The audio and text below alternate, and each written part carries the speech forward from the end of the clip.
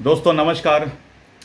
दोस्तों आज मैं फीवी पोल्स द्वारा किया गया जो एग्जिट पोल है उसका मैं पूरी तरह से विस्तृत रूप से पूरे डिटेल रूप से एनालिसिस के साथ आपके सामने आया हूं और ये देखेंगे कि पश्चिम बंगाल में किसकी सरकार बनती हुई दिख रही है। क्या ममता बनर्जी रिपीट हो रही हैं या फिर वहां पर भारतीय जनता पार्टी की सरकार बनती हुई दिख रही है, और बन रही है तो कितने सीटों के साथ बन रही है, कितने परसेंट वोट हर एक पार्टियों को आ रही हैं, और उसके बाद फेज 1 में किसको कितनी सीटें आ रही हैं, फेज 2 में किसको कितनी सीटें आ रही हैं, और फिर देखेंगे कि ईच डिस्ट्रिक्ट वाइज किस पार्टी को कितनी सीटें मिलती हुई दिख रही हैं। इन सब सारी चीजों पर हम लोग चर्चा करेंगे।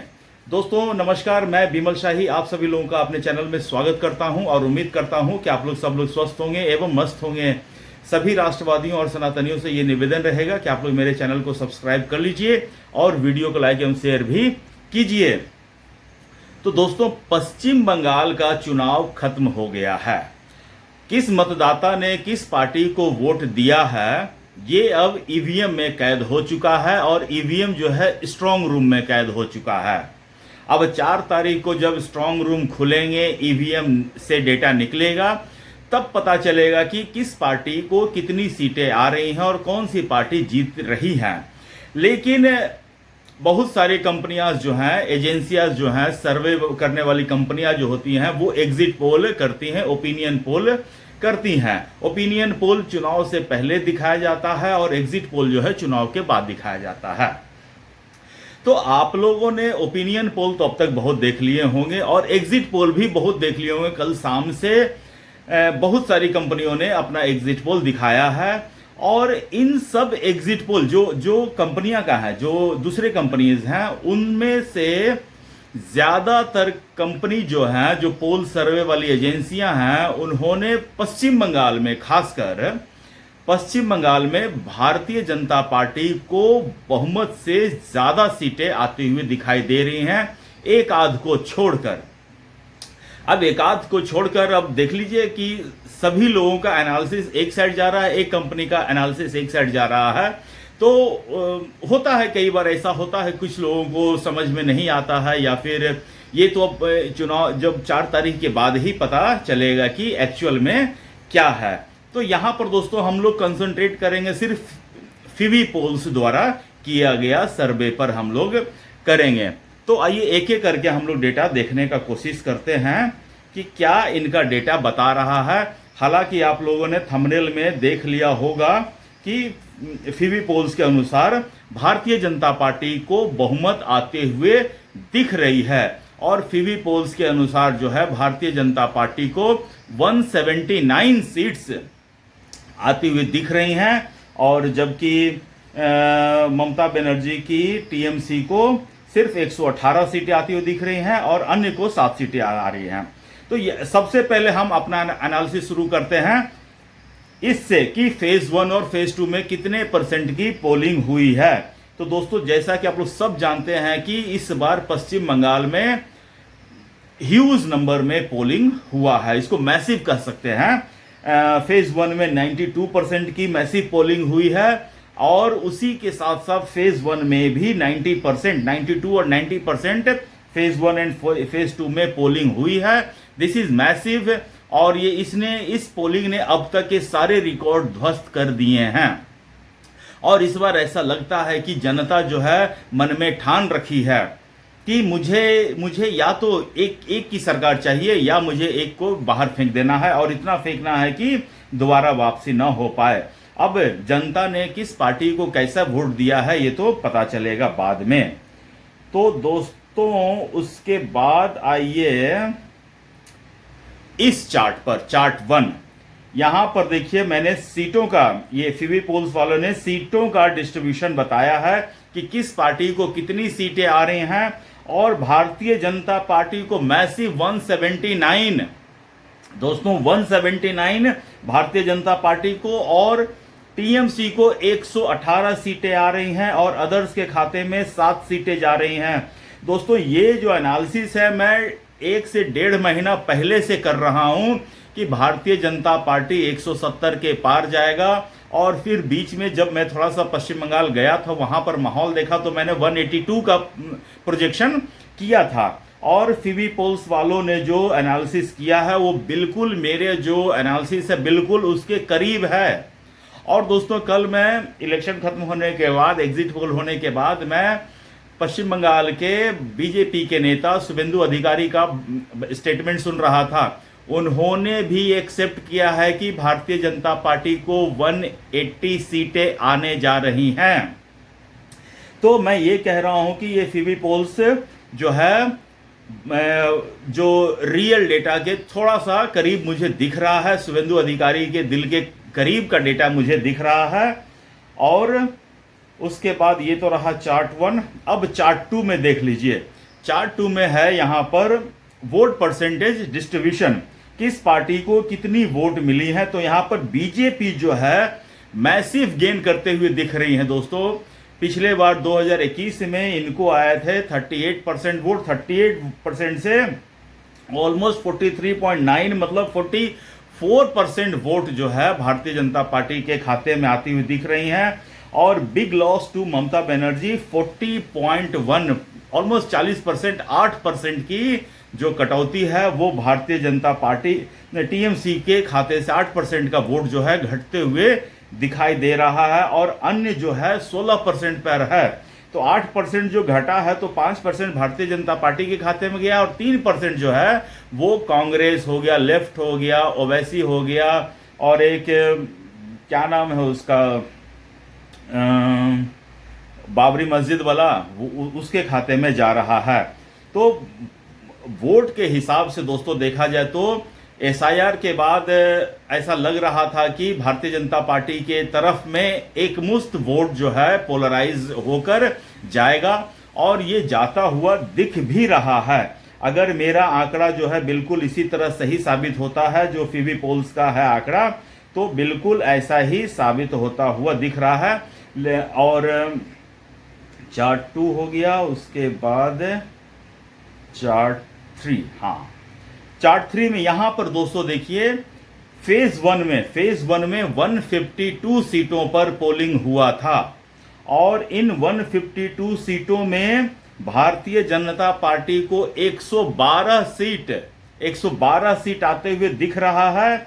और टीएमसी को मात्र 35 सीटों से संतोष करना पड़ेगा। अदर्स जो है यहां पर 5 सीटें लाती हुई दिख रही हैं। दोस्तों ये मैं आपको इसलिए इंपॉर्टेंट बता रहा हूं क्योंकि फेज 1 के खत्म होने के बाद प्रेस कॉन्फ्रेंस में अमित शाह ने भी कहा था कि हमें 110 से ज्यादा सीटें मिलती हुई दिख रही हैं। और फिवी पोल्स के अनुसार भी 110 से ज्यादा 112 सीटें जो हैं भारतीय जनता पार्टी को आते दिख रही हैं।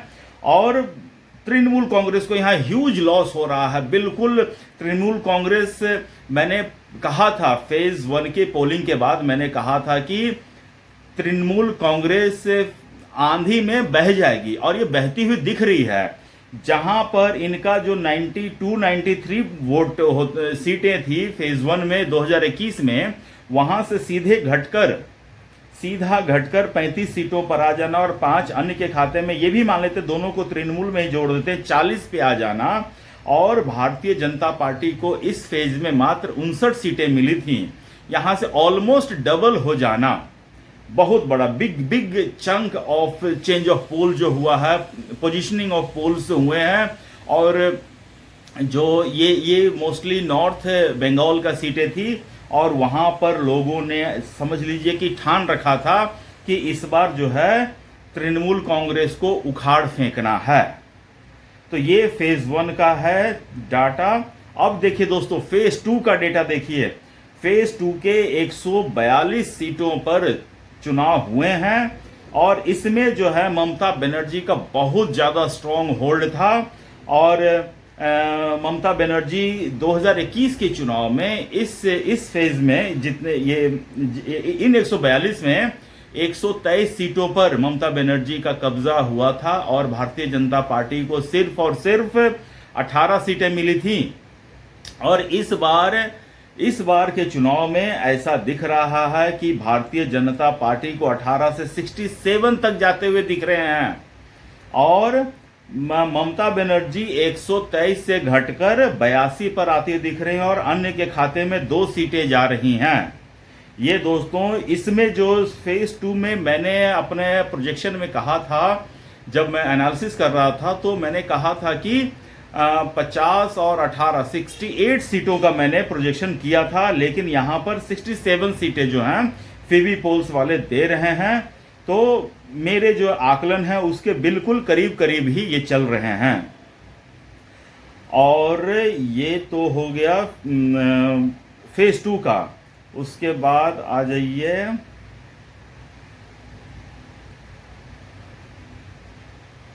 उसके बाद दोस्तों फीवी पोल्स वालों ने ये रहा पूरा चार्ट, डिस्ट्रिक्ट वाइज जो है इन्होंने पूरा एनालिसिस करके दिया है। तो इसमें हम लोग एक एक करके पढ़ने का कोशिश कर रहे हैं, समझने का कोशिश कर रहे हैं। आप भी जरा ध्यान से पढ़िएगा। तो पहला डिस्ट्रिक्ट है अलीपुरद्वार। अलीपुरद्वार की टोटल सीटें हैं 5 और इसमें बीजेपी को 5 से 5 मिल रही हैं। टीएमसी खाता नहीं खोलने जा रहे हैं, अदर्स को हिस्से में कुछ भी नहीं आ रहा है। उसके बाद आ जाइए बांकुरा। बांकुरा के 13 सीटें हैं। 13 में से 13 सीटें भारतीय जनता पार्टी के खाते में जा रही हैं। ममता बनर्जी के टीएमसी को यहाँ नील बटे सन्नाटा, अदर्स नील बटे सन्नाटा। उसके बाद बीरभूम। बीरभूम की 11 सीटें हैं। 11 सीटों में से बीजेपी को 5 सीटें मिलती हुई दिख रही हैं और अन्य के खाते टीएमसी को 6 मिल रहा है, अन्य 0। उसके बाद आ जाइए कूच बिहार। कूच बिहार की 9 सीटें हैं। 9 में से 9 सीटें जो हैं बीजेपी को जा रहे हैं। टीएमसी का खाता नहीं खुल रहा है, अन्य का खाता नहीं खुल रहा है। उसके बाद आ जाइए दक्षिण दिनाजपुर। दक्षिण दिनाजपुर में 6 सीटें हैं और इन 6 सीटों में 5 सीटें भारतीय जनता पार्टी को और 1 सीटें तृणमूल कांग्रेस को, अन्य के खाते में नील बटे सन्नाटा। उसके बाद आ जाइए दार्जिलिंग। दार्जिलिंग में 5 सीटें हैं। 5 में से 5 सीटें भारतीय जनता पार्टी को जाती हुई दिख रही हैं। तृणमूल कांग्रेस को 0, अन्य को 0। दार्जिलिंग के बाद आ जाइए हुगली।